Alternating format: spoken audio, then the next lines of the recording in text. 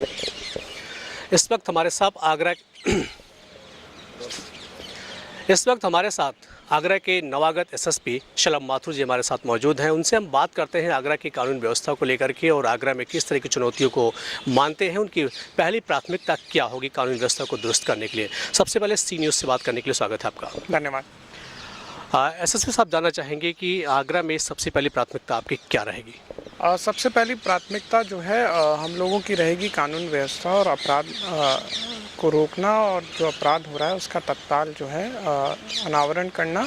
और ख़ास तौर से इस चीज़ के ऊपर ध्यान रखना कि एक ये बहुत बड़ा टूरिस्ट सेंटर भी है, तो यहाँ पर देश विदेश से टूरिस्ट भी आते हैं, तो उनको सिक्योरिटी सुरक्षा के लिहाज से किसी प्रकार की कोई कठिनाई ना है, और यदि किसी प्रकार की कोई प्रॉब्लम आ रही है तो हम लोग जो है पूरी मुस्तैदी के साथ उसके ऊपर कार्रवाई कर पाएँ। कुछ महिलाओं के साथ अभी पूर्व में भी और अब भी कुछ घटनाएं ज़्यादा घटने को आ रही हैं, सामने आ रही सारी चीज़ें ये, तो इसको लेकर के क्या प्राथमिकता रहेगी हमारी? प्राथमिकता हम लोग की रहेगी जो भी इस संदर्भ में अभी दिशा निर्देश निर्गत हुए हैं उसका अनुपालन जो है अक्षरता कराएं, और सबसे इम्पॉर्टेंट चीज़ जो है वो ये रहेगी कि जो हमारे कर्मचारी हैं, अधिकारीगण हैं, वो सभी इन अपराधों के प्रति बहुत संवेदनशील रहें, और जब भी इस तरह की कोई सूचना आ रही है या इस संबंध में कोई एफआईआर या प्रार्थना पत्र आया है तो उसकी गहनता से जांच करके जो भी विधिक कार्रवाई है उसमें करें। और इसका एक बहुत इम्पॉर्टेंट चीज़ है कि निरंतर रूप से हम लोग फीडबैक लेते रहें, तो ये हम लोगों का एक प्राथमिकता रहेगी। जी, आगरा में या फिर इस पुलिस डिपार्टमेंट में आने के बाद आपको क्या लगता है सबसे बड़ी चुनौती क्या होती है आप लोगों के सामने, और आपके सामने क्या है?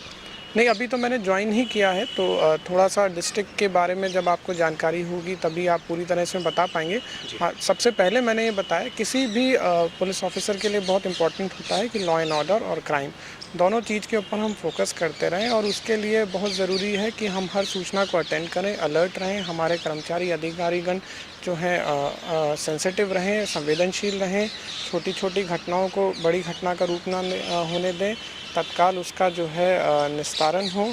और इसके अंदर एक बहुत इम्पॉर्टेंट रहेगा कि हम लोग बीट व्यवस्था को और बेहतर बनाने का प्रयास करेंगे, क्योंकि जो हमारी 90% फोर्स है वो हमारी कांस्टेबलरी है, तो जो कांस्टेबलरी है उसकी रीच वो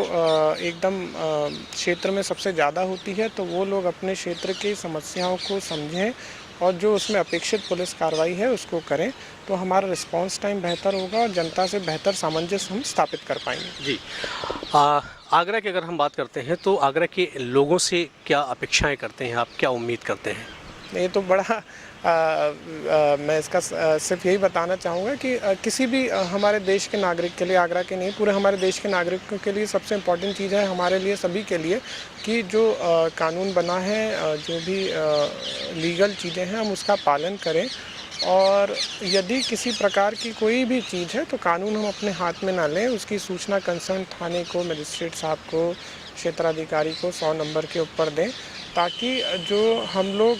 कई बार इस समस्या में फंस जाते हैं कि हम सही चीज़ कर रहे हैं लेकिन गलत तरीके से करते हैं, तो उस तरह की समस्याएं उत्पन्न ना हो। और हम लोगों के ऑफिस हमेशा खुले रहते हैं, कभी भी कोई बात हो तो उनके अंदर जो भी उनको सूचना देनी है दें, हम लोग की पूरा सपोर्ट उनको रहेगा, प्रयास रहेगा कि उसके ऊपर तत्काल कार्रवाई हो। जी, बहुत बहुत शुक्रिया सर बात करने के लिए। Thank you. आगरा के एसएसपी साहब ने हमसे बातचीत की। उन्होंने बताया कि आगरा की कानून व्यवस्था को दुरुस्त करने के लिए सबसे पहले उनकी प्राथमिकता होगी। उन्होंने अपने अधीनस्थों को भी आदेश दिए हैं कि वो हर किसी की जो फरियादी आए उसकी सुनवाई करें और उसके मुकदमे दर्ज करें। कैमरा पर्सन सोनू शर्मा के साथ विनोद जूनियर, सी न्यूज़ आगरा।